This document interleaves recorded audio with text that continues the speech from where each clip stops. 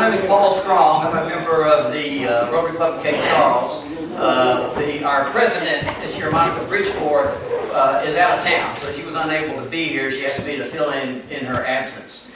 We're delighted to, this is the second candidates forum we've sponsored. We did one 2 years ago. We're glad to have the opportunity to do this again. It'll probably be a regular thing for us now. We are also delighted that all 6 of the candidates for the town council agreed to come.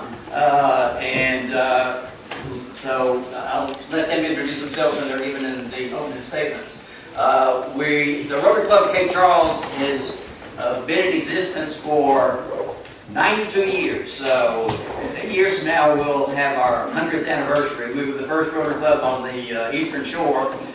We actually sponsored the others. So we've met in lots of different locations over the years. We're always looking for new members. We have some brochures that will tell you a little more about the Rotary Club that are, I think, on a little table near the exit. If when you leave, you'd like to pick one up to read a little more about Rotary and what it does, then help yourself. We do. Thank you. We do sponsor a number of things in Cape Charles to try to improve the town. We clean up Highway 184 coming in from Highway 13 into town regularly every quarter. In fact, I think we're doing that this coming Saturday. We help with Newry's Youth Garden. We help with numerous other organizations on the Eastern Shore. We help with the playground equipment in Central Park. We're always looking for opportunities to improve the town for new fundraising activities. We're sort of known for our crab cake sales every spring and every fall. So if you haven't tried our crab cakes, find a Rotarian and buy some. We're going to make some again, I think, June 30th or something like that? July 1st. July 1st. All right. We've got 3 people that will be circulating, picking up questions that you can write. They also have some pieces of paper and some pencils if you need those to write down a question, and they'll be sorting through them for appropriateness and giving them to Wayne. We're very proud that Wayne Bell is one of our Rotarians. Wayne has a lot of experience in conducting these forums as moderator, he always does a great job, and I know he will again tonight. I'm going to sit down and let Wayne take over. I'm also going to act as the timekeeper. When you've got 30 seconds left, I'll hold this up. And when your time is up, I'll hold this up. So I'll be sitting right here. So keep an eye on it. Wayne, it's all yours.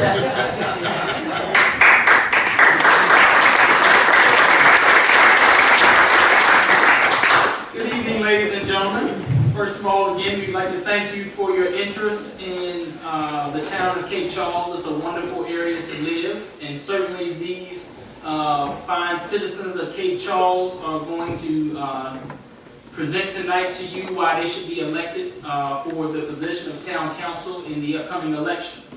I do have some ground rules for the audience that I would like to emphasize at this time. For the audience, we're going to ask that each of you, when asking questions, be respectful of the candidates. The way it will work is you will write down your questions on the cards that are provided. We will screen those for appropriateness, and we will also screen them for redundancy to make sure we're not asking the same questions over and over. And the other thing I'm going to ask of the audience is if you would take this moment to please turn off your cell phones so that it does not interrupt the candidates as they are presented. We don't want to distract them with a cell phone going off. For the candidates, I have some rules for you as well. We're going to ask that you be respectful of the time. Time is very valuable to all of us. And so what we want to do is, as you are getting near the 30 seconds, we're going to notify you of that. At that time, you should start winding down your responses, because when the time is up, I'm going to interrupt and I'm going to move forward. And so I don't want to be rude to anybody, so I'm kind of letting you know that in order to stay on track with the format, we need to make sure we adhere to the time frames, okay? And then the other thing I'm going to ask, which I know all of you are going to follow, is to be respectful of each other. When you're giving your statements and you're giving your remarks, just be mindful that it does not require you to have to degrade somebody else to promote yourself up. All of you have great qualities, I'm sure, and so that's really what we want to focus on, is for you to have an opportunity to highlight what your qualities are. All right? We're also going to be allowing 2 minutes for your opening statements. We're going to start with Ms. Dora Sullivan, and we're going to work our way around. And in fairness, when we ask the first question, we're going to start with Mr. Steve Bennett and work our way back around, so that way everybody has an opportunity to go first and to go last. Okay? Now, with the opening statement, you'll be given 2 minutes to give your remarks. With the prepared questions, you'll be given 2 minutes for those. And with your closing remarks, you'll be given 1.5 minutes. Okay? So, without further ado, we're going to go ahead and allow you, each of you, to provide your opening statements. Again, we will start with Ms. Dora Sullivan. Good evening. Good evening, everyone. Gentlemen. Ladies, sorry. My name is Dora Sullivan, and I have lived here almost 20 years. December will be 20. We owned 1 year, and then we finally moved, so we actually have lived here 19. We jumped right into the community, got very involved.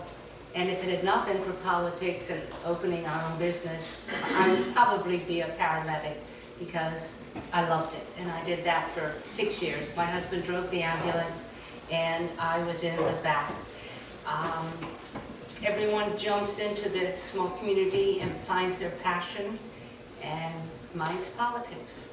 Sometimes it's a garden or the library, it's something, but I encourage all of you, find the thing that drives you most, and get involved.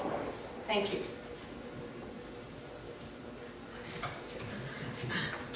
Good evening, everyone. Thank you for coming out.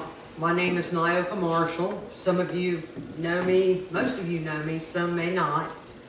I grew up in Cape Charles. I went to school in Cape Charles, and I live and work in Cape Charles. And my heart is in Cape Charles. I was uncertain about running. It started out being a kind of an afterthought. As time went on, I more seriously considered it. It's my first stab at politics. Everybody has to start somewhere. And I'm sure you have not seen any signs for me, because it's not about me. It's about you, the citizens. I feel that you need to be listened to. I can't make any promises of end outcomes, but I will listen to you. I will take your concerns, and I will consider everything and put it on the table for you. I will be your fresh voice, and I appreciate your vote next Tuesday. Thank you so much. My name is David Gay, and I've lived in Cape Charles with my wife Karen, who's down at the front here, for about 14 years. We were weekenders for the longest time trying to renovate our house, and probably ended up putting in twice the amount of money into the house as we did for the purchase of the house. I hope we don't have the assessors anywhere around here. But we really love it here, and we really made a commitment here, and hope to bring other people here. We feel this is a really, really good town, and there's really good people, and all the candidates, I agree, have their heart in this as well. I don't think there's anybody who I wouldn't vote for, and I hope you consider me as well. Thank you. My name is Daniel F. Burke. Voter registrar called me to inform me that I had to have that F included because it's Virginia state law. So you can differentiate me from all the other Daniel Burkes that are running for it. So I live with my wife Linda, who's present here, at 516 Madison Avenue. We moved in here in 2011. I retired from the world's largest supplier of oil and gas discovery technology, a company with 30,000 employees called Schlumberger Limited. It was headquartered in Paris, France. At retirement, I held the following positions for North America: Manager of Engineering, Director of Security, and Manager of Environmental Affairs. I'm a certified planning commissioner and have been a member of the Planning Commission for the last 40 years. So that's a little bit about me. Good evening, y'all. My name's Andy Buckholz. I've lived here since 2005. I'm a small business owner in Northampton County, it's Eastern Shore Signs. I'm also a certified planning commissioner, been on for 4 years.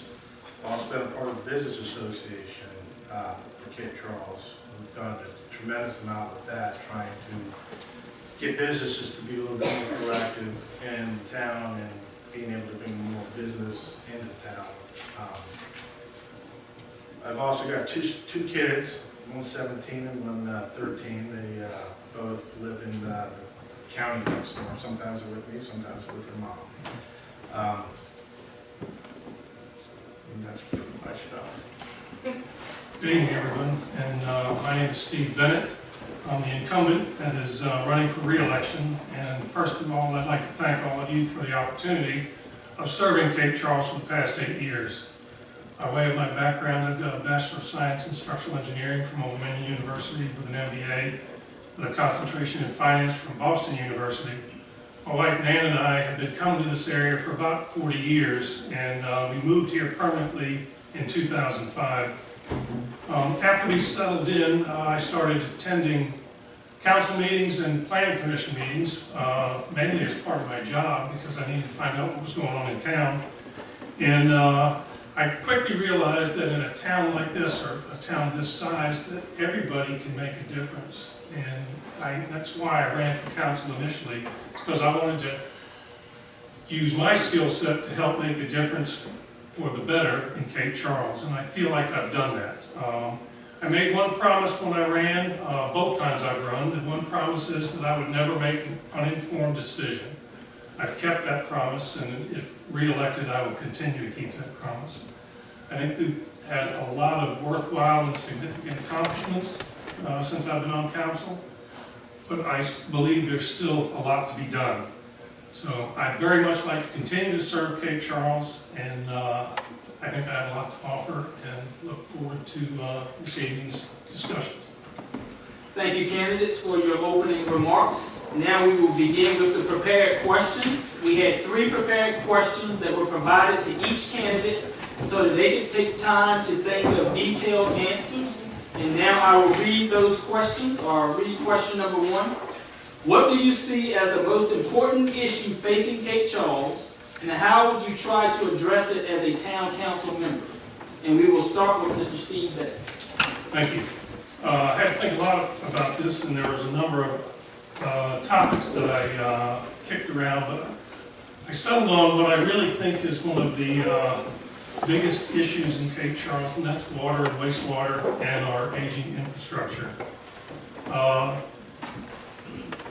The water and wastewater issues, it's been problematic in the past, it's currently problematic, and it will continue to be problematic in the future. There were many years when no maintenance was done in town, and as things failed, they just turned them off. And at that point in time, there was no money in town to provide any maintenance. All of that has changed, particularly over the last 8 years. We've got many maintenance programs in place now, and are maintaining and fixing things as well as we can do that. That's been one of the things I pushed my 8 years on council. I also pushed to develop a capital improvement program, which we now have in place, and we have done that to properly program and manage these big projects.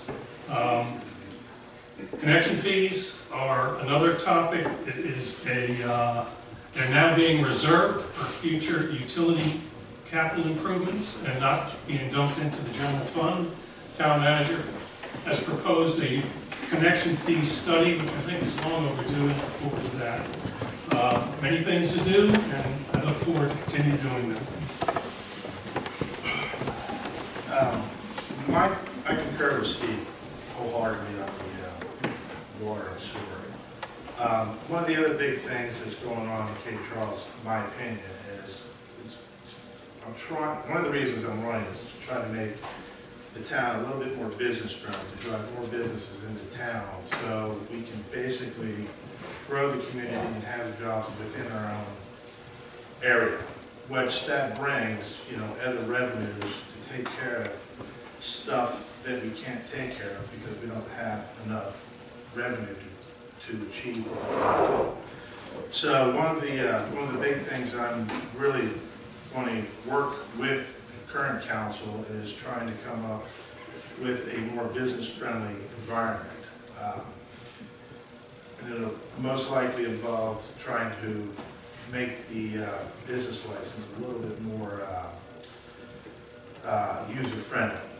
Because right now it's a little off the charts with what businesses have to pay from taxes, from personal property taxes. You got self-employment taxes, you got payroll taxes, which are Social Security and all that. The effective tax rate of most businesses is well over 50%. So with all the other taxes you pay, that one just really sucks it to you.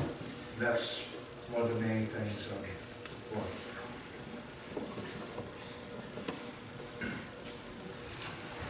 I think the most important issue facing Cape Charles is our water system, both supply and discharge treatment. It's one issue everyone seems to agree on, no one is happy with it. We have exceeded the EPA standard of 80 parts per billion for trihalomethanes every year since I moved here in 2011. THMs are byproducts of the chlorination process. They've been linked to liver damage, cancer of the bladder, central nervous systems, and central nervous system disorders. But not to worry, folks, it generally only affects older people. Is it a major crisis? No. Is it Flint, Michigan? No. Far from it. The EPA has determined we are just over the limit such that our water is considered safe. However, it's interesting to note that the EPA reduced the allowable limit in 2005 from 100 parts per billion to 80 parts per billion. That was 10 years ago. So where will that leave us if another reduction is mandated? The question is, why does this keep occurring year after year after year? Additionally, I've heard numerous complaints of dishwashers and water heaters wearing out prematurely. We've had ongoing instances of sewage backups on Mason Avenue and in Bay Creek. Pumping stations at Mason and Bay and Madison and Fig routinely gas off. There are people investing hundreds of thousands of dollars in a new hotel at the west end of Mason. Are they expected to live with that odor? This is an example of not being business friendly. It appears to me that we are technically overmatched in our ability to deal effectively with this highly complex and critically important part of our lives. Thank you, sir. All right, and for the benefit of the audience, I'm going to read the question again. What do you see as the most important issue facing Cape Charles, and how would you try to address it as town council? Well, I actually looked at this long and hard and thought about all the different issues that could be the most important thing for the town. You know, is it public safety? You know, is it sewage and water? Is it the hospital? You know, moving out of the area. And you know, all these things are really important to us. But one of the key pieces to making any of these desires work, you know, to get a better sewage system, is that we have a good economic base here. And it ties back to what Steve had said, and Danny, and also Mr. Buchholz, that we really need to build our economic base here so that we can afford all of the dreams that we have for Cape Charles. And I just took a trip to New Bern, North Carolina, which is a seaport town, very similar to Cape Charles, and also to Cape May. And I noticed that both of these towns are just flourishing, but they also have a big enough base of business and population to support a good tax base. And I worked with the Fairfax County Economic Development Authority years ago in trying to develop Northern Virginia businesses.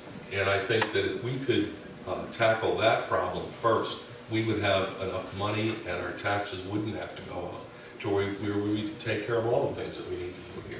Thank you.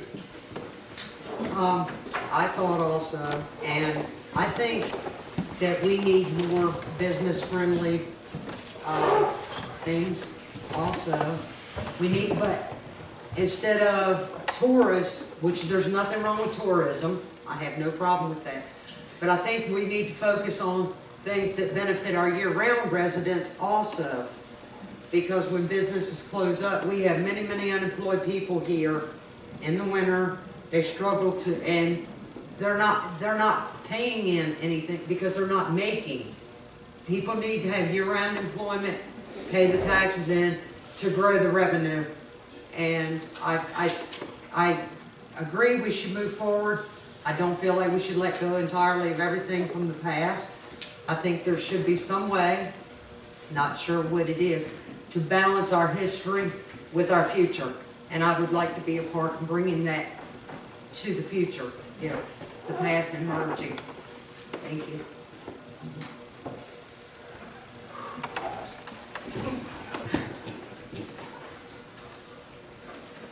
In my opinion, I believe the most important issue facing Cape Charles today and the years to come, and it's only going to get worse, we need a critical care unit.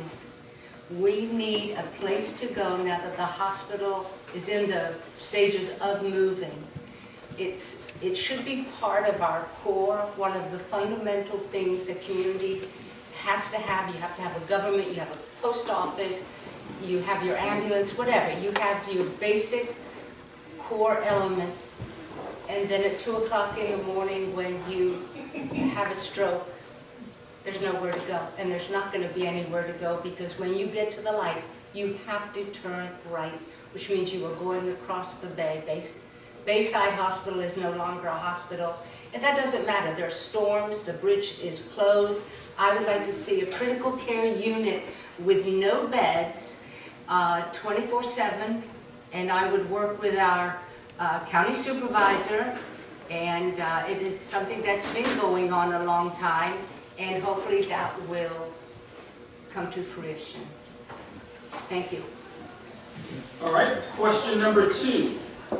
Have you reviewed the town's current and proposed budgets? If so, what changes do you think are needed in the proposed budget and why? Be sure to explain how you will still keep the budget balanced. And for now, we will start with Mr. Dan Burke, and we will conclude with Mr. Andy Buckles. I reviewed fiscal year budget 2015 and 2016 proposed budget. There are over 100 pages of individual budget items, far more that can be discussed in 2 minutes. I can only assume that the current town council examined each of these issues in detail and saw fit to fund these items. Additionally, I reviewed a summary of capital projects for fiscal year 2016. I was not able to determine individual salaries by employees, only overall departmental budget. And it's my opinion that Cape Charles is, with the exception of 1 or 2 positions, blessed with a highly motivated and diligent workforce. I have no particular financial training or background in finance, but to me a budget lists revenues and expenditures. If the 2 are equal, then the budget is balanced. However, if part of the revenue is borrowed money, then your budget is not truly balanced. And this brings me to a budget item labeled 2013 PNC Financial Agreement. This can be looked at as a pre-approved line of credit. It was voted on and approved by the Town Council in 2013. In terms of capital projects for 2016, the following funds were allocated for borrowing from the PNC 2013 agreement. Pine Street parking, $60,000. Multi-use trail, $314,000. Engineering for pump station, $165,000. Breakwater, $215,000. Total, $754,000. That's about $1,000 for each town resident. I would not have voted for this agreement. I believe we balance budget by showing fiscal restraint. We currently tax trailers, golf carts, boats, real estate, personal property, occupancy, meals, admissions, and short-term rentals. Thank you, sir. You know, I was going to let you relinquish some of my time so you could finish. I also reviewed the detailed budget and was surprised to see that it did not include full-time equivalents, as most business budgets would include. And I noticed that, you know, it is a balanced budget in the way that it's set up. I didn't see anything that was glaring in it, but I did notice that certain revenue streams One would be like the town harbor. There's two lines in the budget. One shows the anticipated revenue and one shows the actual revenue. And we continue to be very positive about what we think we're going to get in, but we don't actually get that amount of money in at the end of the year. And what I would like to see is to have a more business-friendly environment, especially in the town harbor, so that we could have the harbor completely filled with boats, which also generates more business in terms of restaurants and stores and other things in town. So I don't have a problem with the budget. I think we've done a very good job in terms of being able to run the town with the budget that we have. But once again, we need to build our economic base so that the burden for future expenditures doesn't fall on just the people here, but a much broader base. I cannot give you an honest answer to how I would balance the budget because I have seen the current budget. I have not fully reviewed the proposed budget. And even although I'm a business administration major and I understand these things, without all the facts, I can't give any answer on that, final answer on what I would do. I'm sorry. Thank you. My chair is sinking.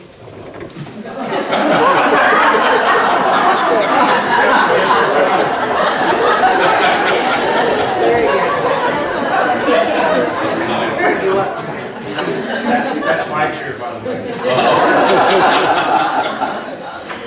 In my opinion, a budget is set on what level of services a town, a community desires. I have reviewed the town's budget. It is still a work in progress. It had a few glitches with health, and there's still plenty of time. It's a process where they have to have group sessions, and the department heads who are the leaders, they know what they need, they know what they can do without, then they start slicing. I absolutely am not in favor of a tax increase, and we have to tighten the belt.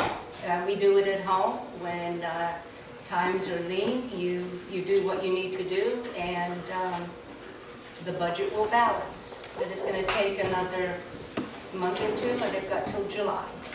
So that's my opinion. Okay, if I haven't looked at the budget, you need to fire me rather than I happen to think that the budget is the most important job that council has. It is a difficult process, it's a long process, it's a laborious process. There's thousands of line items that need to be reviewed. The budget has been balanced all the 2 years that I've been in office. The question is a little unfortunate in that we are in the middle of the budget process for this year. We've had presentations from all of the departments individually and provided initial comments to those presentations. The full budget is now being rolled up and will be presented at the next work session. That's when we'll be able to determine whether we're over or under budget. To date, we've never been under budget at this point in the budget process, and I don't anticipate we will be this year either. Things that I look for in order to balance the budget, we need to be very careful with staff increases in personnel, with capital improvement projects, with salaries, and we need to, on capital improvement projects, we do need to look for multi-year projects so the funding can be better managed with less impact on the budget.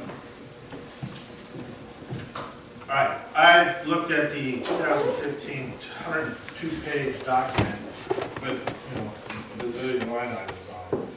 I glanced through it and I did target a couple areas because, most of the stuff in the budget is usually outflowing. We got the tax revenues that come in from the houses are in the, $1 million range. You got your top tax that comes in. They were proposed $235,000. They brought in $267,000 and some change. So that's over $32,000 in meals tax. That's 10% on your food. That's about 3,200 meals at $100 for 2 couples per year, $46 per month. So it kind of tells you what happened last year here. It's been going on steadily. So you're going to see a lot more people coming here. So this is the whole thing, the whole opinion about going forward and trying to bring in and make it more business friendly so we can keep generating more revenue from the people that don't live here. Same thing with the Todd tax, which is, you know, the hotels, the bed and breakfasts, all the rental properties we have. There's over 50-some rental properties that generate a lot of revenue coming from outside of here. So those are the kind of things I look for in the budget to help, at least on the business license part. That's where that all comes in. That was 17. It was expected 25,000 and running 36,000 in business license taxes last year. All right, and then the final prepared question. And the question reads, do you support the town's Main Street program? How else would you suggest that the town encourage business and economic development in Cape Charles? And we will start with Mr. David Gay. Wade, apologize. Could we, if anybody's got any questions, make sure we get the questions right now before they get started with that. Give them to you to keep on moving on. Absolutely. So if you have prepared questions, please turn them over to our assistant so that we can read those after these questions. So again, we will start with Mr. David Gay and we will conclude with Mr. Dan Burke. Well, I do believe that the town has done a fantastic job of getting various grants and matching grants, and it's unbelievable what a great job we all have done. And I do believe that the initiative is a very, very positive thing for Cape Charles. However, getting back to having a good economic base for the town, I think that is the most important thing we can do. But we have to figure out what kind of town do we want to be. Do we want to be just a seasonal place where people come in the summer? Do we want to be a retiree community all year round? Or a combination of both. And I think once we know what we want our identity to be, then we've got to build a business plan around that in order to bring in more business and also to make it business friendly for the businesses that are currently here. I think there's a lot of potential for Cape Charles, and we need to continue to pursue those ideas. It sounds like we've got some work in progress already. I was not familiar with the Main Street program, and so therefore I did a little research. What I found was not very detailed, not really clear, but the end result I felt was good. I think it would be good for Cape Charles if it doesn't cost our taxpayers an arm and a leg, because they're already paying as much as they can afford to. But at some point, when we do get on a better economic standing, at some point in the future, I think it would be a great thing. But I don't think it's practical at this time to saddle any taxpayers with more debt to accomplish this. We need to start bringing in before we start putting money out. And I'm one of those that if it's not there, don't spend it.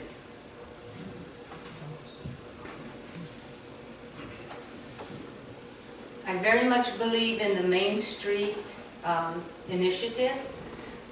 It costs zero in taxes.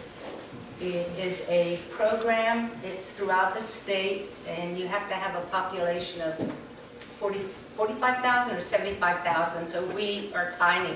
We probably would end up being an affiliate. What they do, you'd have an executive director, and they design, promote, they do economic restructuring, and they organize.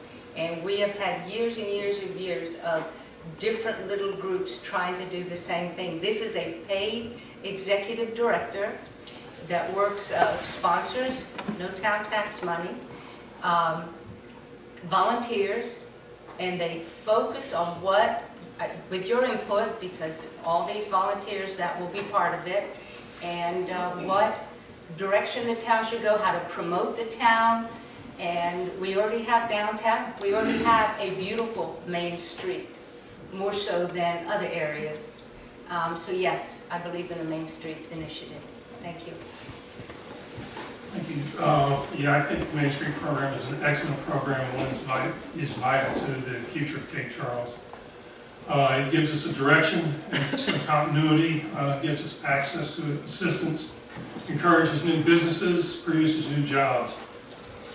It is, however, not without cost. There's a significant effort and expense to implement it, and the town would be primarily financially responsible, particularly in the beginning.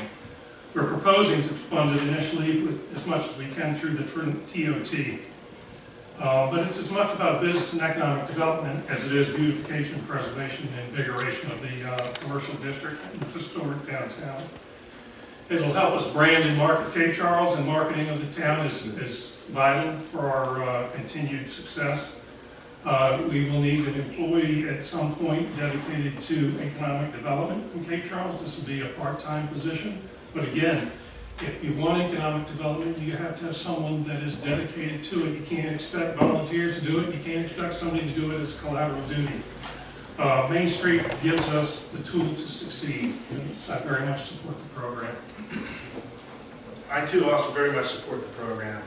Having been on the Business Association for the last 4 years, basically the Main Street program is very much like what we had tried to achieve in the Business Association.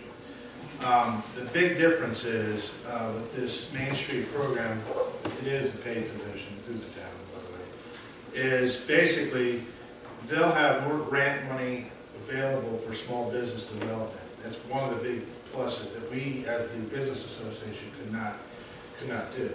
We did promotions such as, actually the last promotion we did was Festive Fridays, and that was probably the most successful thing that the Business Association put together. And let me tell you, it took 4 years to get to that level, because we tried everything under the sun and finally realized we weren't really promoting the businesses. We were promoting the town, but really not the businesses. When we turned around and promoted the businesses, we were slam-packed every Festive Friday. Last one, I sponsored a movie for National Lampoon's Family Christmas. We had over 200 people in the theater.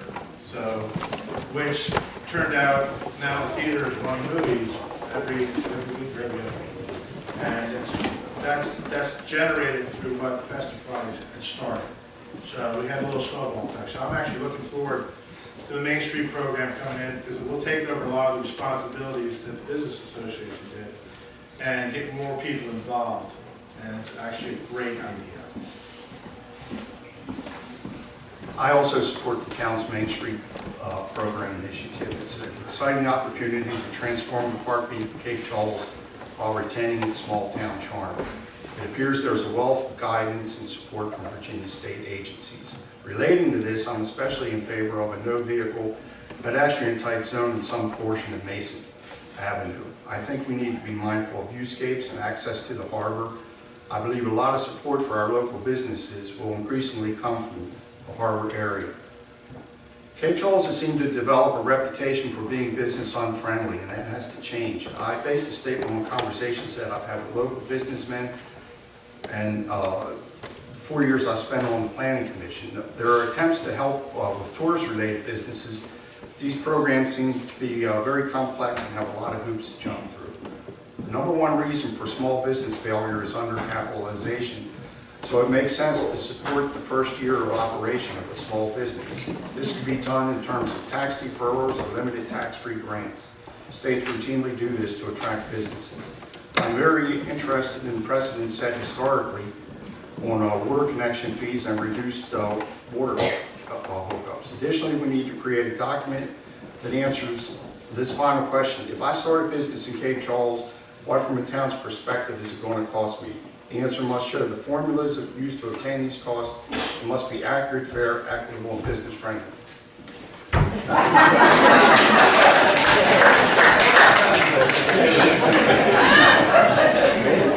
And now we will begin the process of reading the questions that have been circulated from the audience. If it does not specify any particular candidate, we are going to assume it's for the entire group. And so the first question reads, do you think we have too many town employees? And we will start with Mr. Andy Buckholz, and we will stop with Mr. Steve Bennett. do we have too many town employees? That's kind of a loaded question. In the summertime, during the season, when people are coming in and out of here, the amount of traffic and population in town basically doubles, if not more in the summertime. So with the amount of staff we have on hand, it's ideal to me. There might be some overstaffing, but you know, generating a full-time job is one of the, I think, a key benefit for the town to have full-time current all the way through the whole year, so we're not collecting unemployment and all this other stuff.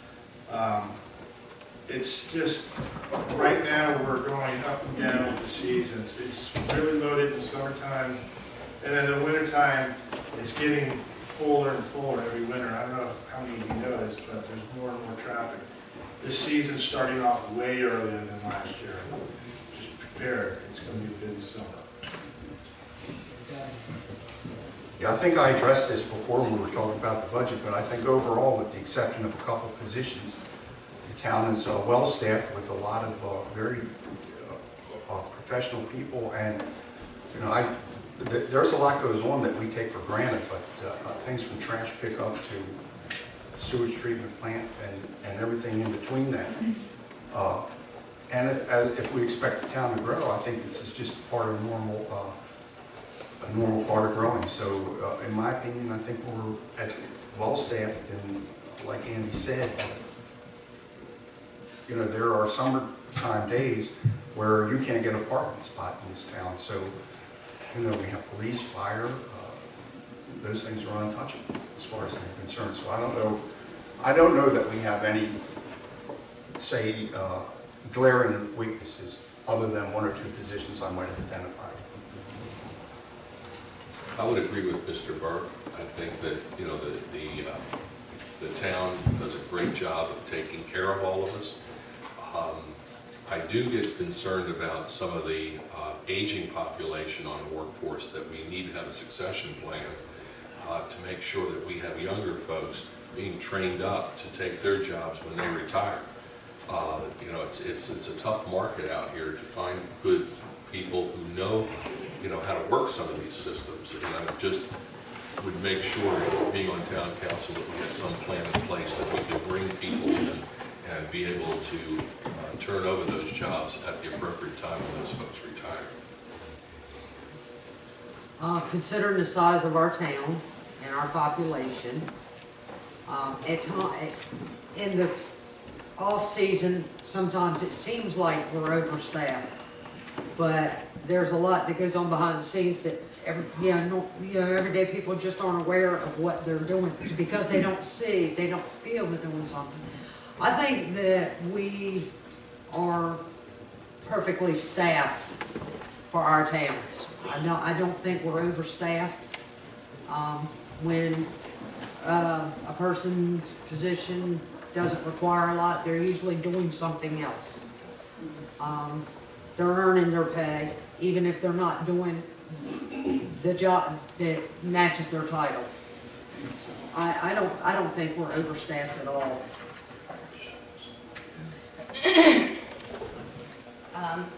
Overstaffed. We have not grown in staff in 10 years. We used to have a code enforcement that had 3 employees. It now, just recently, went to 1.5. It is often said that we are a town of 900. We're not. We're a town of almost 1,300, because all 1,300 of those parcels pay a utility bill and pay taxes. Whether they live here or not, they still require services. Even the lots in town where there's no home, there's a thing where the water flows, but it's not yet hooked up, the thing that requires maintenance. I think we're just fine in our number. Thank you. I tend to agree. I've been watching the staff for 8 years, typically through the budgeting process every year. We do have a fairly large turnover in town. I think we're very fortunate at the moment for the leadership that we have in town, along with the department heads. There is a vocal minority that continues to talk about the town being overstaffed. People don't appreciate what goes on in the town because so many people don't come to council meetings or to any meetings or ask questions about it. We've got a harbor, we've got a utility, water and wastewater plant, we've got public works, we've got the police, we've got accounting. It takes a lot to run this town. There's a lot going on here that people don't realize. You can't compare Cape Charles to any other town on the Eastern Shore. Sorry. There are lots of comparisons made.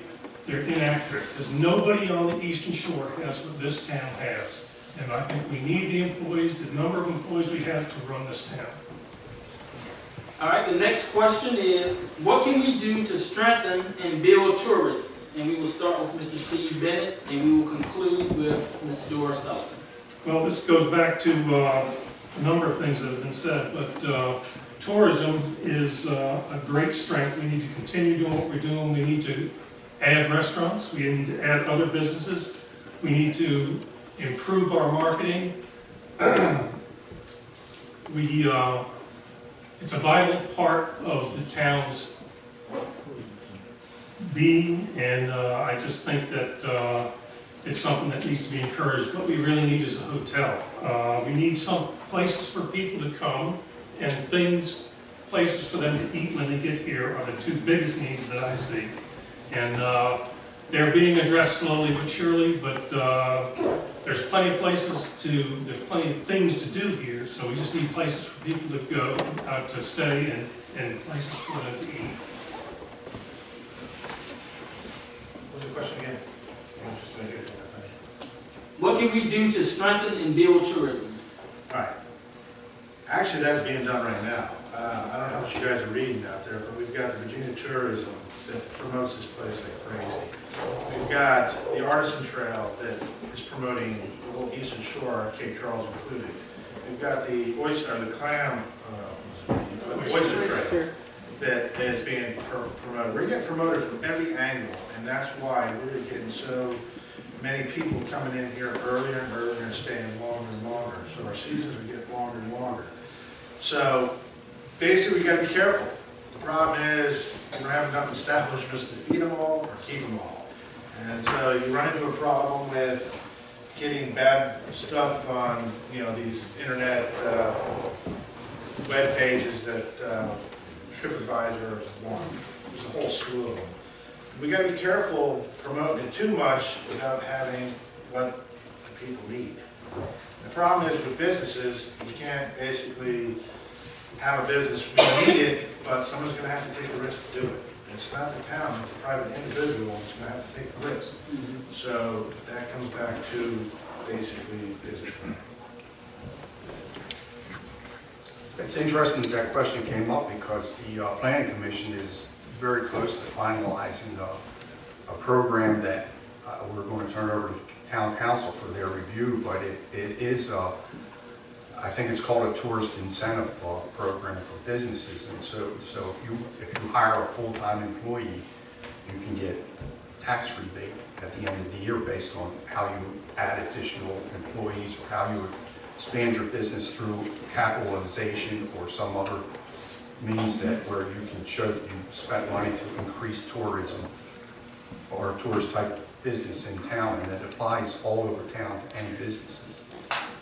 That's the program that I was talking earlier about in the budget thing, that there are a lot of hoops and whys and wherefores, and we discussed it with the accounting department to try and get an impact on a number for the total impact that we could have on town by doing this. And it appears a very doable program if you can get the people that are ready to invest, if you can get them related to it. The problem is it's not immediate in terms, so it would be like after your first year of business, you can look for tax rebates.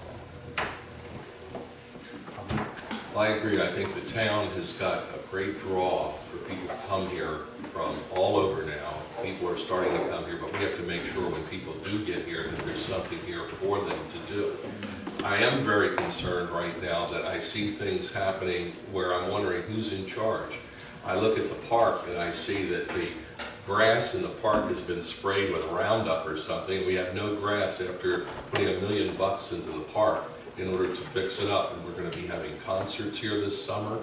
And we've basically got a wasteland. It looks like somebody took a field and sprayed it with anhydrous ammonia. Then I look at the beach. The beach was a great replenishment project last year.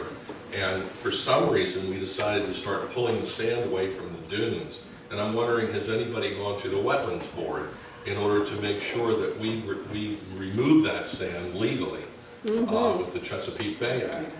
We have huge winds coming in that are dumping sand all over the streets out there. Now, that's not what tourists want to see.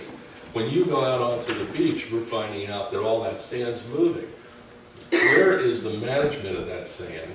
And I think that is a responsibility of the town council and the town. We need to make sure that when these tourists come here, they've got a really pleasant place to enjoy. And that's part of the way I would try to address it. I also agree. When people come here, they need places to stay. If the hotel that's here is booked up, the vacation rentals are booked up, the people find somewhere else to go. And we're the ones that have the resources with our harbor, our beach, the attractions. But people don't want to travel 25 miles back and forth just to enjoy those. We need things here. And I do agree, we need more lodging for the tourists. But we also need, there's one thing, and it's not necessarily just tourism. We need a grocery store in this town. I've had tourists say, is there a little grocery store? I need to get some bread. And you have to drive all the way out of Cape Charles. And, you know, tourists are here to have fun, not spend their time driving back and forth to a store. They want to get in, get out, do what they got to do, and have fun. And so we need to attract not only, you know, tour places to stay, but places to buy.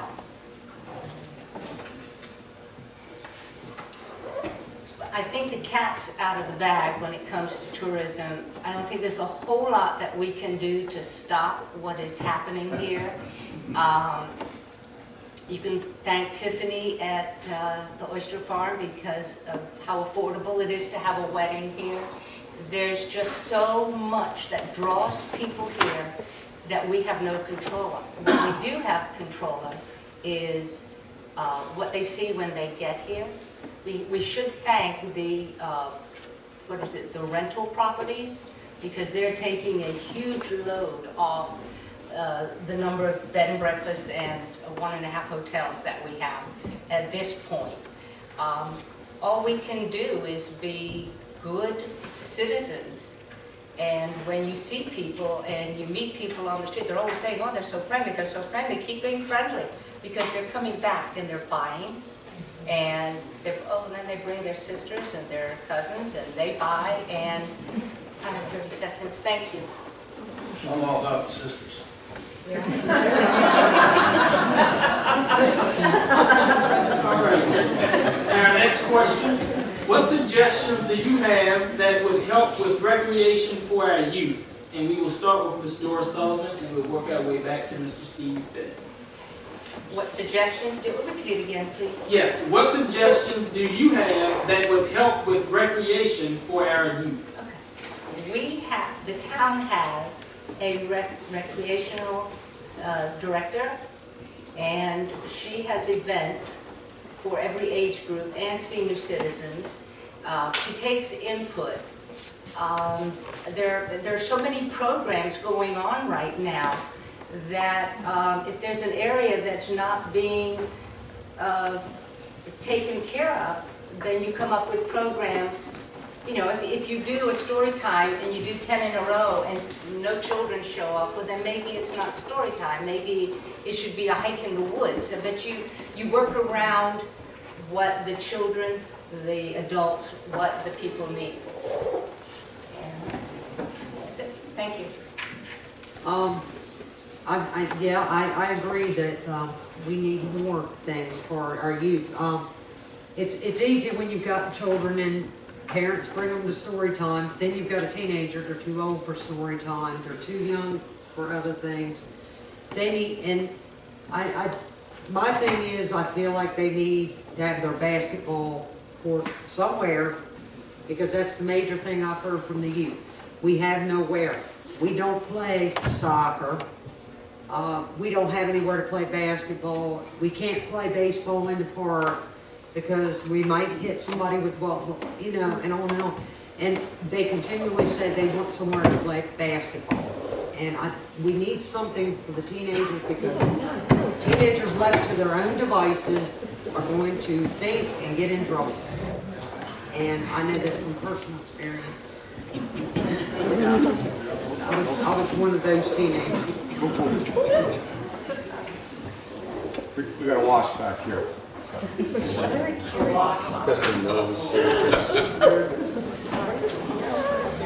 Okay, well, Likes us, it's like near us. I don't know if everyone's aware, but we have a yacht club in Cape Charles. And one of the things that I know has been talked about before was trying to develop some youth programs with the yacht club. Either you're using motorized sailboats or actually having small sailing boats where we could deal with that age group, you know, that's like 11 to 18, where they could have races in the harbor, do things like that. But there'd just be one idea. But I think that there's also a lot of talent in town. There's photographers that could take folks out, you know, on trips, and you know, our young kids would love to probably learn how to do some of those types of things. We have all kinds of nature trails around. We need some guides, but there are folks in town that are extremely knowledgeable that could add to the programs that the director makes available to the kids. And I just think we need to continue to pursue that. I also think that since we're such a beach-oriented community, that there should be maybe training in sailing with small sunfish sailboats and that sort of thing. And our beach is set up perfectly for it because of the shallow depth of the water. But what I found is there are a lot of young children in town that have a fear of that water and don't know how to swim. So there are swimming pools around town. And I was thinking of the oyster farm. So I'd like to try to get some sort of swim training program in Cape Charles. And we have a certified swim trainer, Victor, that I think maybe you all know him. I've talked to him, and he would be very seriously interested in supplying training for children in Cape Charles. So that's just one idea. Sounds like a good business opportunity. Any of those. Basically, what I think town as a whole could probably do is probably emphasize that probably a little bit more and be able to get the information out, because there's tons of stuff to do for kids. It's just a matter of people coming in, if it's tourists or if it's even local people, going to the correct spot and finding this information out. I know we have it on the town's website. You might have to dig a little bit to get to it. But if we can more emphasize these kind of activities in the front page so they don't have to go digging so far, it might go a little bit further, because there is a lot to do here. And then hopefully if we can basically, I don't know what the town's, I should know this, but I don't, what the town's policy is on third-party people putting information for kids on the calendar. I mean, that could be a potential benefit for other businesses out there. If someone's trained, want to do sailboating, learning how to swim, because there's Kathy Gowdy that's just south of here. She has access to a pool and trains people how to swim. There's tons of businesses that do this stuff, so it's just a matter of getting the information out. It's like information central. I agree with that. I happen to think there's quite a bit for the youth to do. There's quite a few programs that are aimed at the youth and older folks as well. We did a study on just about that some years ago. I mean, the library offers programs for youth and teens. Jen Lewis's programs go on all year long. She has additional people come in the summer. There are programs on the beach. We've got new groups, youth garden, there are holiday events. We've got the park to do it in. We've got the skateboard park. We have this building now that can be used. So I have to think there's a lot of opportunity for youth. I think the problem, as Andy pointed out, is the word doesn't get out enough. We need to get the word out. We need to find a better way to communicate with the residents of town. It's something we've talked about a lot since I've been on council, something we haven't been able to solve yet. It's very difficult in this town to get word out to a lot of people easily. So that is another challenge we can take on as we move forward. But I think the youth programs are quite plentiful. Next question. What is your position on creating a dog beach at the north end of the beach? And we will start with Mr. Dan Burke. Well, that's interesting because this is also something that the Planning Commission has been wrestling with. And I pretty much can tell you that it has not gotten a lot of support. There are liability issues. We've gotten some information from the dog beach at Virginia Beach, and there have been issues with problem dogs. There's no effective way you can control an aggressive dog. So you can have your small dog that might be perfectly fine, but there's just really no effective way to police that. And I'd be willing to, we haven't had a final meeting, but I can tell you that at our next Planning Commission meeting, if you all would like to come to it, we don't see many of you there. I think that we are probably going to, because of lack of support and because of there are nesting egrets and things like that down there, and I think it's just, we'd almost have to hire a full-time person. We'd have to fence the area off. There's issues, sanitary issues with the dogs, although I don't see that as much of a problem as I do with some of the children that I see down there with the rodent just running around at the beach. So I think my position is I'm going to vote against having a dog beach. I would agree. I think that it's very difficult to designate an area as a dog beach. I think right now we have the ability to take our dogs down, and I have a dog, down to the beach in the winter months, and when it's really no one down there, and I think it works out very well.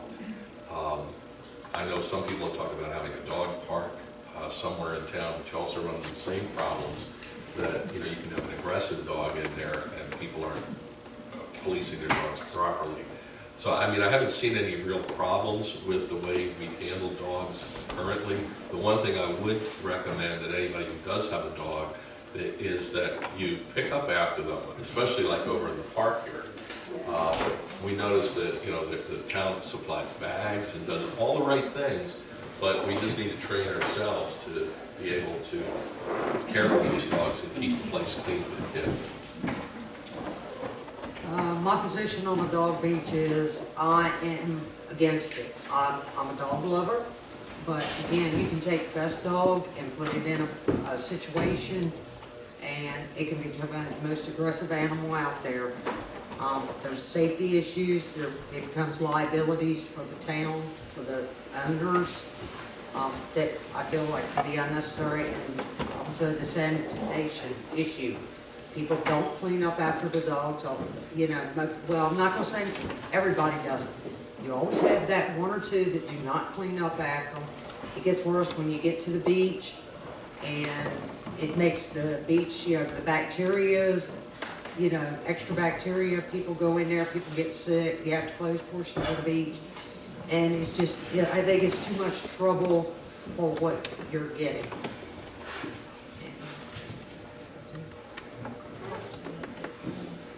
That's all I can think of. I'm opposed to a dog beach. I'm very much in favor of a dog park, which was brought to council about 4 or 5 years ago, and none of the council members wanted it at the time. They said it was too expensive, but we have aggressive dogs that are on leashes, If you go to a dog park, I mean, people understand the rules. Everybody has a dog. We have so many, I have dogs. I would love for them to run without a leash. I mean, my dogs, they don't like the water, so I don't think they would swim, but boy, would they run. And if there was a big dog, you know, people talk to each other, say, well, how's your dog? You think they'll get along? Or you wait your turn, and you pick up after your dog. This is a problem. With or without a leash, it's a problem. Well, I don't own a dog, and I think we should make a people park, let the dogs run free.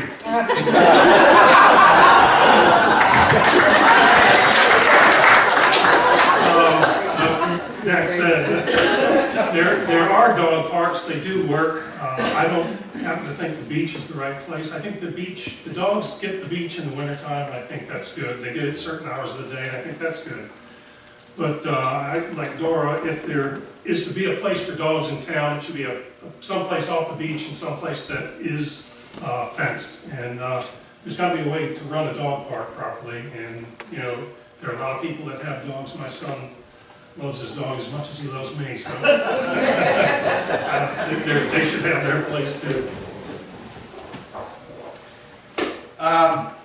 Dog beach here, no.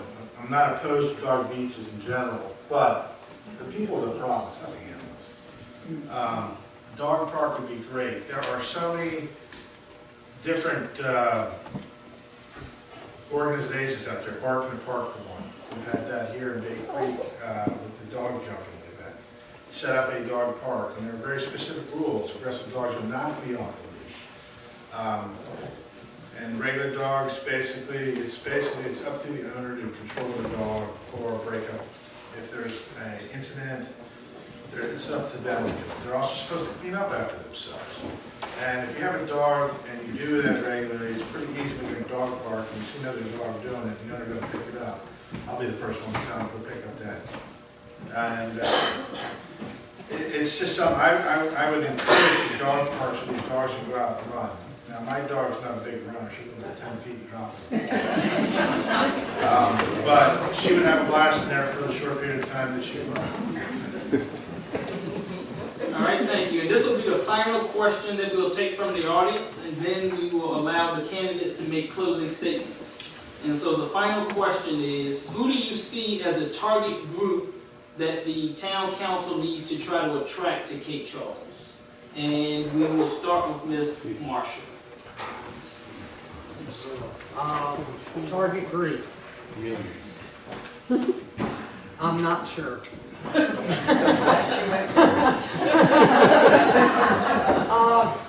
I'm not certain because I had not actually expected that question. I haven't had a chance to think about that. And I'm not sure that there is a particular group that I think we should attract. Anyone we can that can benefit the town. I don't know what else to say. Go ahead. I'll wait. Would you repeat the question, please? Okay, the question is, who do you see as the target group of people that the town council should try to attract to Cape Charles?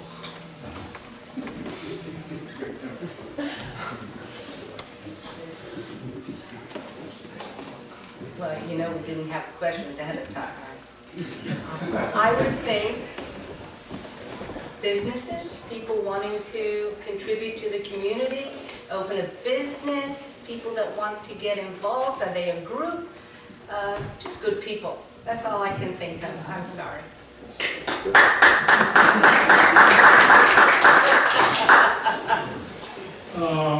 I think the group that we should target is full-time residents.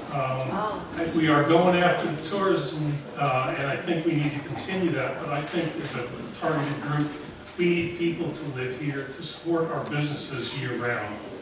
And with full-time residents, you get that. You can attract more businesses if you have people living here to sustain them, and that's what it's all about. I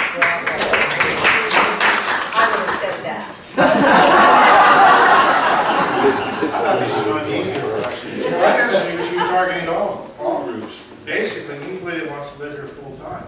Young, old, it doesn't matter to me. if we target the broad sense of the community, you're gonna have everybody from, you know, newborns all the way up to the retired people. I'm almost there.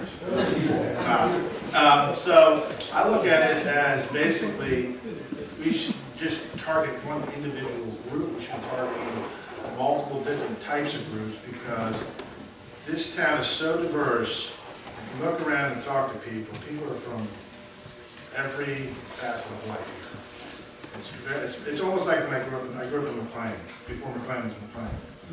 And the diversity up there is, I couldn't handle it anymore. But down here, you've got such a broad sense of people here. I just assume cater to them all.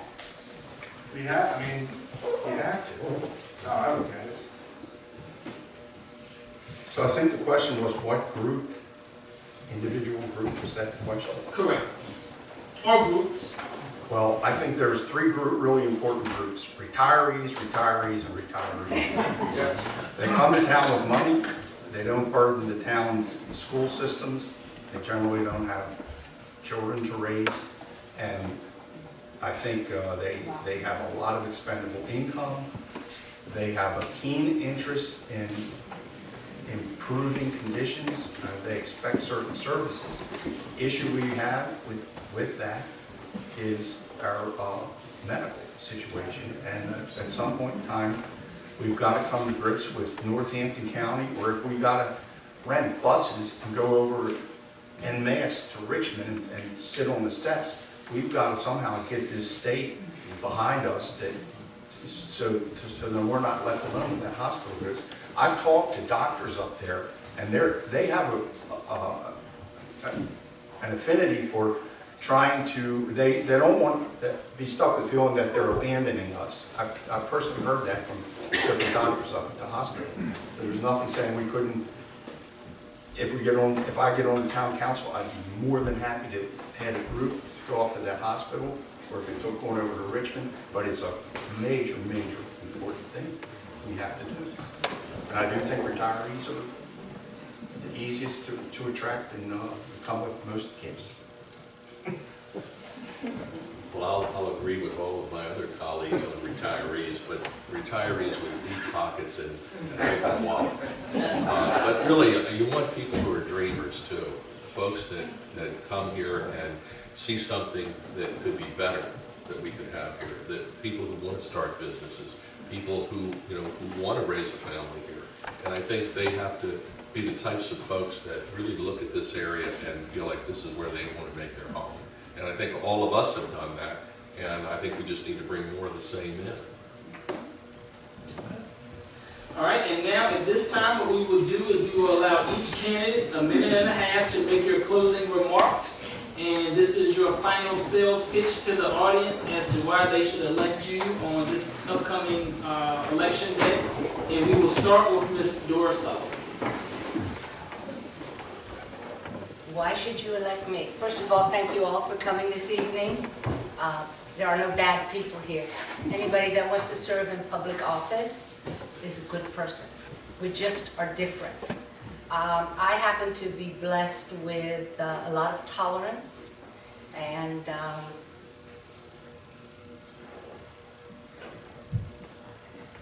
I have experience, but I started with no experience. The key is to be a team player, to listen to the constituents and to get back to them when they have a question. And you have to be able to get along. You will hash things out, but as long as you're getting along, you have the ability to hash things out and come to an agreement. So I thank you again. Okay, I'm probably the least experienced. This is my first stab at any kind of politics. But everybody's got to start somewhere. And as I said earlier, my heart being with this town, I'd like to play a part in its future. I'm not well versed in science or phosphorus levels, etc. Because as I said, I'm a business administration. But I think I've got enough up here to think it through, make a sound decision, because I don't think everything's cut and dry. I don't think everything is black and white. There's shades of gray. You look at everything on a case-by-case basis, look at all the details, and then make the decision. And as I said, I can't promise what the end result will be. I will listen to your concerns, I will bring them forward, and I will do my best to look out for the taxpayer. And I look forward to seeing y'all at the polls. Thank you. That's good. Well, I think everybody up here who's running for office would be a great person to fill the seat. I wish I could vote for everybody, but we can't. We've only got 3 seats. I think that Cape Charles is on the verge of really taking off. You can feel it. I'm on the Historic District Review Board, and a few years ago we would approve 1 or 2 certificates of appropriateness for reconstructing a house or building a new one. We're averaging 6 a month now, and that's just the historic district. That doesn't include Bay Creek in the Gulf area or over in the Marina area. So this place is ready to explode, and I think in a really, really good way. And I can see it. I want to be a part of it. I would love to represent you. But if you don't vote for me, you still got 5 other good choices. Thank you.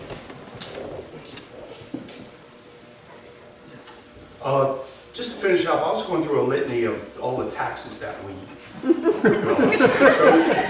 through in this town. And one thing that I wanted to get out and finally say is that's a lot of real money out of people's pockets. It's not monopoly money, and we should respect the hard work that it takes to earn that money to give to this town.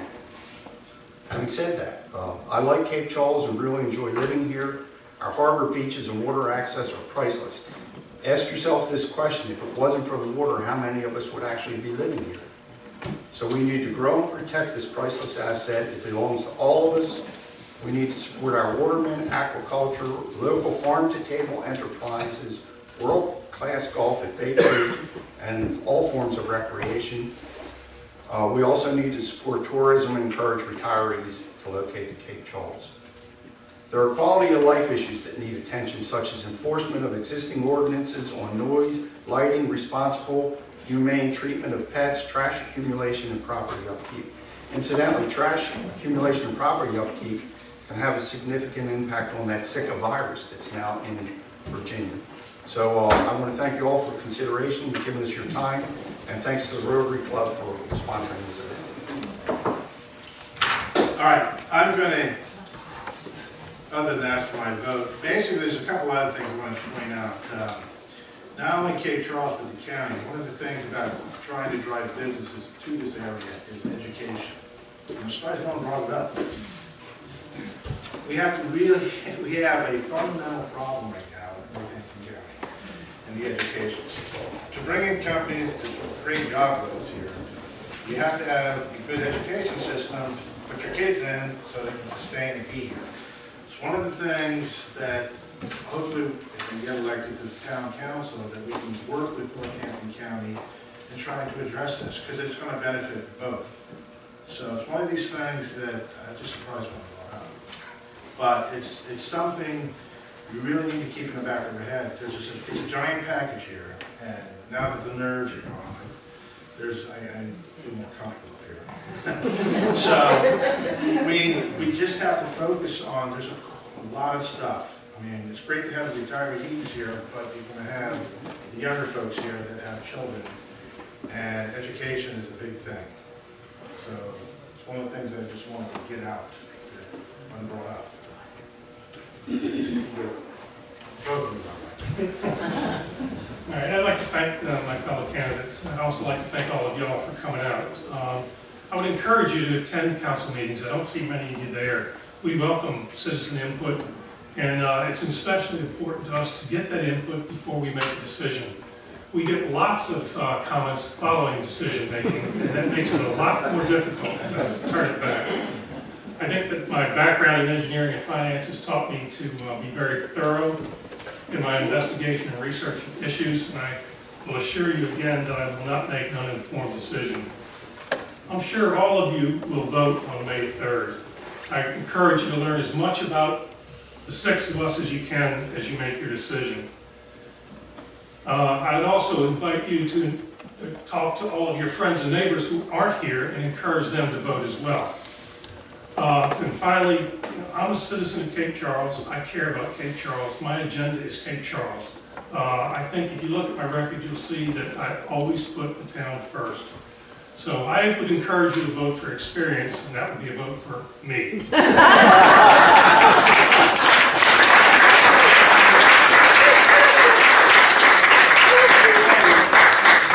The Rotary four-way test, which you see behind me, is the things that we think, say, and do when we have a Rotary Club meeting. There are 4 things. They are, is it the truth? Is it fair to all concerned? Will it build goodwill and better friendships? And will it be beneficial to all concerned? Hopefully you found this candidate's form to be truthful. Hopefully you found it to be fair to all of the candidates. Hopefully you will find that it will build goodwill and better friendships. And hopefully you will make the right decision on election day and it will be beneficial to all concerned. At this time, I would like to thank you, the audience, for being polite and respectful of the candidates. And I would also like to thank the Cape Charles Rotary Club for having an interest in Cape Charles and conducting this forum. And then finally, I would like to thank you, the candidates, for being interested in this town and dedicating your time and service and leadership to the citizenry of Cape Charles as well as Northampton County. So let's give them a round of applause.